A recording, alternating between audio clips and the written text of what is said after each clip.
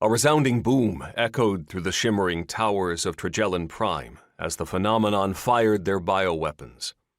The buildings shook as giant orbs of compressed biomatter hit their targets with explosive power, sending 1,000 smaller globules of acidic matter scattering throughout the streets. "Continue on!"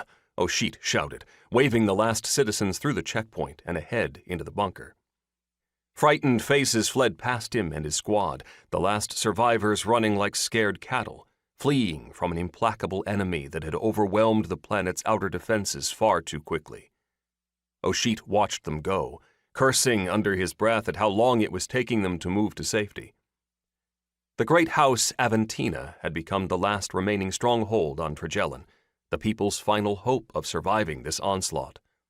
Under Ohsheit's charge, he and his squad had coordinated the efforts of Trigellan's armed forces, shepherding the planet's leaders and brightest minds into the great house in a last-ditch bid for survival. Looking at them now, he could see that there were too few survivors. These were not necessarily the best and brightest, but rather the best of those who had survived the devastating opening advance of this soon-to-be-ended war. Ohsheit was still considering this bitter fact when Chief Scientist Hokeo, scruffy and dark-skinned, caught sight of the other man and came running toward him at speed. Ohsheit caught the man as he tumbled into his arms, eyes wide, speaking too quickly. "Knight-errant, I have a solution, or a potential solution at least." The scientist shook his head, trying to collect himself.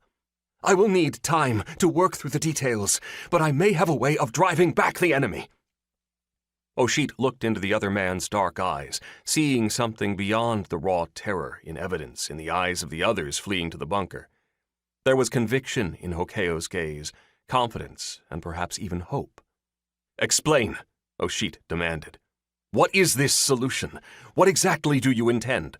"It is exactly as I say," Hokeo said, stepping back from Ohsheit and tapping frantically at a holographic display hovering above his wrist-mounted comms unit. "I have a solution in mind.